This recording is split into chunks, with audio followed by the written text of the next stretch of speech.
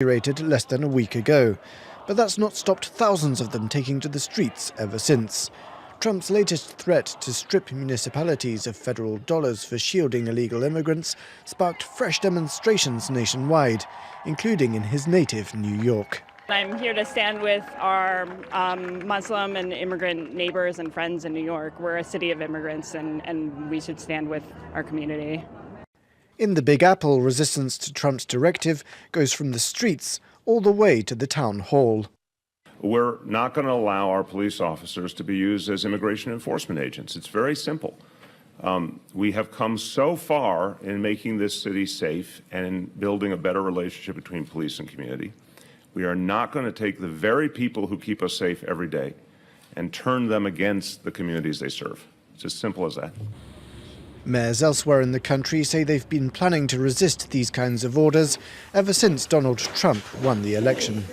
We reaffirmed in November that we would remain a sanctuary city, but we are not going to turn back or turn the page on what and who we have been or want to be, which is a safe harbor for those that choose Cambridge to be where they want to reside as they find this pathway to citizenship. In the US, there are more than 200 jurisdictions that have vowed some kind of protection for undocumented migrants. Along with New York, Boston, Denver, Los Angeles, Seattle and Chicago are some of the largest that offer sanctuary to immigrant families. We cannot forget about you. We will not cower to fear. We are Americans just like you. This is what democracy looks like. This is what democracy looks like. This is what America looks like. This is what America. No fear. Immigrants are welcome here. No hate. No fear. Immigrants are welcome. Whenever you see a government that is lawless, you've got an obligation and a duty to do what? Resist! Resist! Resist! I shout out, Black Lives Matter! Black Lives Matter! Black Lives Matter! This got to go, hey, hey! Ho, ho! Donald Trump has got to go, hey, hey! Ho, ho! Bless you, Mark.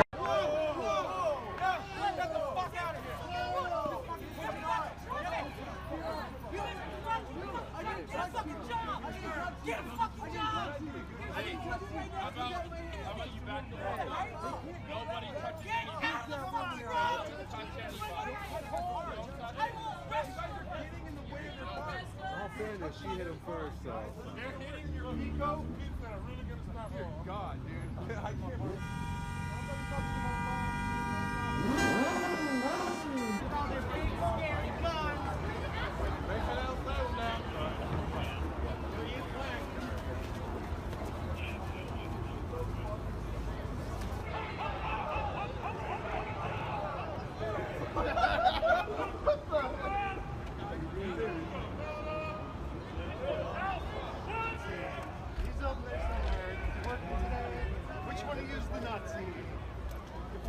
Nazi, all of you use the Nazi. Where's the Nazi? Where are you hiding your Nazi at?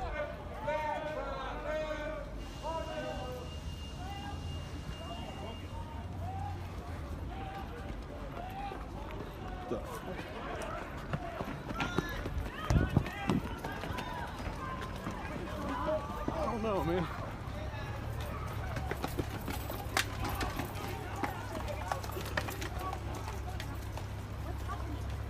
Idea.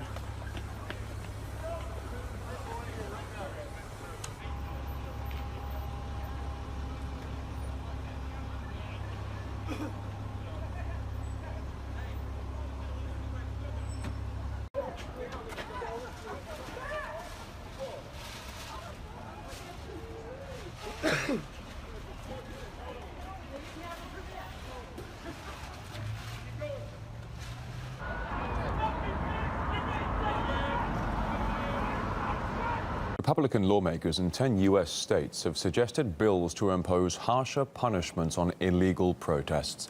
The proposals would strengthen existing laws for acts of civil disobedience. They include fines of up to $100,000 for environmental protests, for example, in Colorado, and even prison terms for blocking traffic in Iowa. The bills do not specifically mention any recent mass protests, but some have drawn comparisons with unrest over Trump's recent decisions.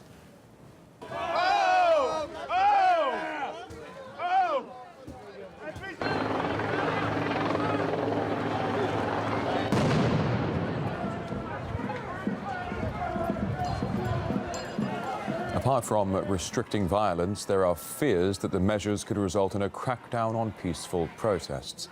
And we heard from analysts who weighed the ups and downs of this proposal.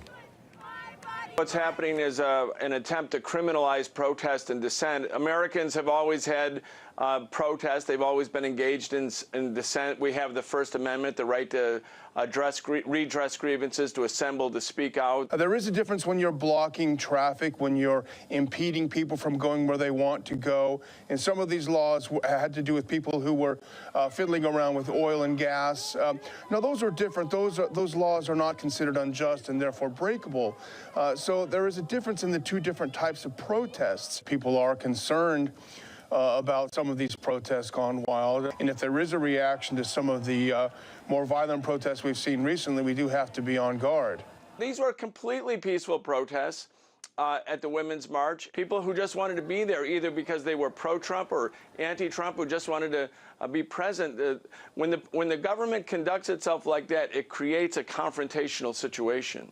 I frankly think that the women's protest, to a degree, missed the point. Of course, you know, I don't quite understand what they were protesting, but we certainly didn't see, with 8 years of Obama droning women overseas and families overseas. There are so many different things to focus on.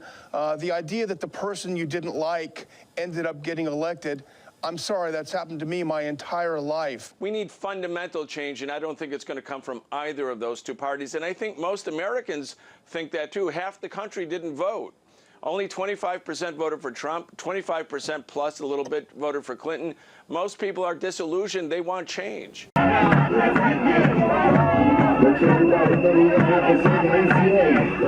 saying verbal, you say music's clearable.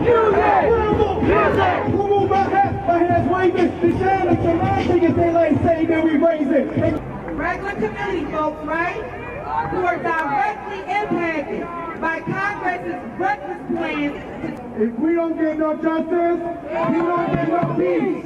If we don't get no justice, we don't get no peace. If we don't get